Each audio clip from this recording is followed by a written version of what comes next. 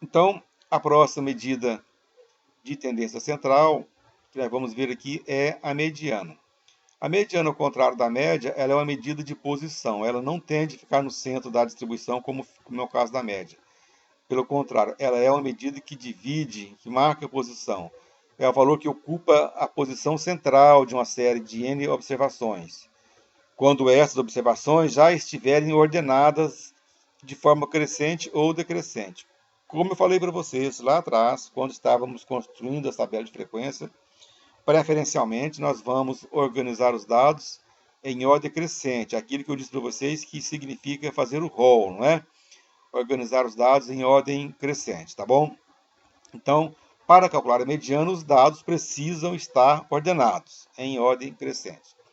Vamos ver primeiro os valores individuais, que é a forma bem simples de calcular a mediana. E aqui nós temos duas situações. A primeira situação é quando o número de observações for ímpar. E a segunda observação é quando o número de observações for o número par. Quando o n for ímpar, é muito simples de calcular a mediana. A mediana, nesse caso, é o valor que vai ocupar a ordem ou o posto equivalente a n mais 1 sobre 2. Isso aqui não é mediana. A mediana está aqui, o símbolo dela, o x-til. Então, estou dizendo aqui que a mediana é o x que ocupa o lugar, ou a posição, ou a ordem n mais 1 sobre 2, quando n for um número ímpar. Quando n for um número par, a mediana vai ser a média aritmética dos dois valores centrais, que ocupam a ordem n sobre 2 e a ordem n sobre 2 mais 1. Ou seja, a mediana nesse caso é igual ao x, que está na posição n sobre 2, mais o x, que está na posição n sobre 2 mais 1, tudo isso sobre 2, tá bom? Vamos ver então aqui o exemplo, considerando o nível de endorfina, como é que fica. Bom, primeiro, lá são 11 observações, e n igual a 11 é ímpar. Então, nesse caso, n mais 1 sobre 2, que a ordem vai dar 11 mais 1, 12 sobre 2, igual a 6. Então, a mediana, nesse caso, é o elemento que está na sexta posição. É esse aqui, o 7,2. Olha. Basta você verificar aqui o primeiro, o segundo, o terceiro, quarto, quinto e o sexto elemento. Está aqui. Então, veja que para a esquerda ficou 1, 2, 3, 4, 5. Para a direita ficou 1, 2, 3, 4, 5. Então, a mediana ocupa a posição central, o centro, exatamente o centro da distribuição dos dados. Agora, digamos que nesse conjunto de dados eu tenha perdido um valor, e ao invés de ter agora n igual a 11, tem n igual a 10. Digamos que eu perdi o primeiro valor, que era 4,3. Comecei do 4,6 em diante. Agora n agora é par. Então, a mediana vai ser a média aritmética dos dois valores centrais que ocupam a posição n sobre 2, que é a quinta posição, e n sobre 2 mais 1, que é a sexta posição. Lá está a quinta posição, a sexta posição. Então, a mediana vai ser a média aritmética desses dois valores aí, olha, ou seja, é o 7,2 mais 8,4, tudo isso sobre 2, que vai dar 7,8. Então, nesse caso, a mediana não é um valor que pertence ao conjunto de dados, mas veja que ele está entre o 7,2 e o 7,8, está aqui no meio, bem aqui no meio. Então, fica uma quantidade igual de elementos para cá, uma quantidade igual de elementos para cá. É isso que a mediana faz, separa o conjunto em duas partes iguais. O nome mediana já indica isso, na metade. Metade para um lado, metade para o outro lado, ok? Isso aqui para valores individuais, né? Ordenados em ordem crescente, mas não estão agrupados em tabela de frequência, tá? Vamos ver isso então agora na tabela de frequência, com o mesmo conjunto de dados. Agora, aqui na tabela de frequência pontual, ou seja, para variável discreta, o cálculo é o mesmo, mas entretanto aqui nós devemos trabalhar com o conceito da frequência acumulada, frequência absoluta, tá? Frequência absoluta acumulada, que está aqui na terceira coluna. Então, só repetir aqui os valores da mediana, os valores do nível de concentração de endorfina, as frequências absolutas e aqui as frequências acumuladas. Então, calculando aqui a ordem n mais 1 sobre 2, porque o n aqui é ímpar, então já vimos isso, que dá 11 mais 1 sobre 12 sobre 2 dá 6. Então, a mediana é o valor que ocupa a sexta posição. Está aqui, o sexto valor. Lembrando que a frequência acumulada, porque os dados estão em ordem crescente, já ordenado, indica, na verdade, a posição, o lugar. Aqui só vai até a primeira posição. Aqui só vai até a segunda, aqui vai até a quarta posição, aqui vai até a quinta, aqui vai até a sexta, até a sétima, daí por diante. Como a nossa ordem é a sexta posição, então não pode caber aqui, porque ultrapassa, nem aqui, mas cabe exatamente aqui. Então, relacionado a esse valor aqui, que é a sexta posição, nós descobrimos quem é a mediana. É o elemento que está na sexta posição, lá está, o 7,2. Então, a mediana x-til é o x que está na posição n mais 1 sobre 2, que é o 7,2, tá ok? Então, muito fácil calcular a mediana para variável discreta, tanto para variáveis de valores individuais, quanto para valores agrupados em tabelas de frequência. E se o n fosse par? Eu calcularia a ordem n sobre 2 e a ordem n sobre 2 mais 1 e verificaria aqui na coluna da frequência acumulada onde entrariam essas ordens, n sobre 2 e n sobre 2 mais 1. E faria o mesmo processo, descobriria quem é o x relacionado a essa posição n sobre 2 e n sobre 2 mais 1 e tiraria a média aritmética dos dois valores, como eu mostrei aqui anteriormente. Tá ok, pessoal?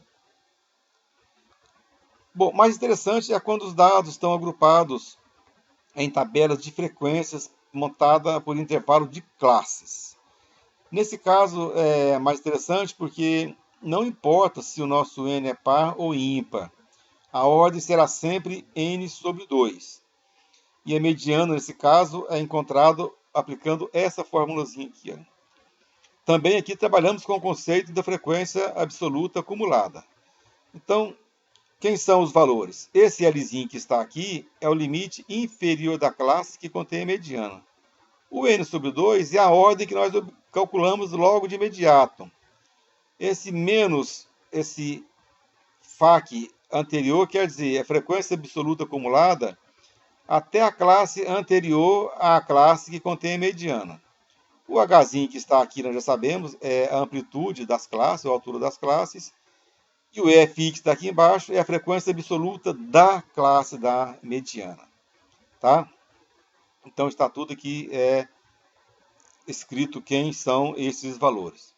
A fórmula parece grandona assim tal, mas é muito simples. Tudo isso vai ficar na tabelinha de frequência. Vamos ver aqui o exemplo. O mesmo exemplo que nós calculamos lá para variável discreta e variável contínua.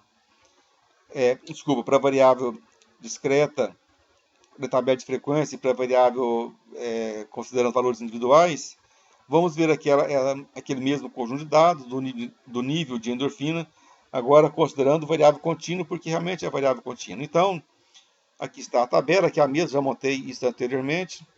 A ordem é n sobre 2, que é igual a 5,5, porque o n é 11, sobre 2 dá 5,5. Então, aqui, claro, estão as classes, aqui é a frequência absoluta, aqui o xi, o ponto médio das classes, e aqui a frequência acumulada. Tá ok? Então, a ordem é 5,5, olha, eu começo sempre verificando aqui de cima para baixo. Bom, veja que na primeira classe eu tenho a frequência absoluta é 6, quer dizer que nessa primeira classe eu vou do primeiro até o sexto elemento, ou seja, está no primeiro, segundo, terceiro, quarta, quinta e sexta posição. Como a ordem é 5,5, é inferior a 6, então vai entrar bem aqui. Ó. Vai caber bem aqui. Isso quer dizer que a classe relacionada a essa ordem é a primeira classe, a que vai de 4 até 8. Sabendo quem é essa classe, eu sei automaticamente quem é o Lzinho, limite inferior, que é 4, aqui está.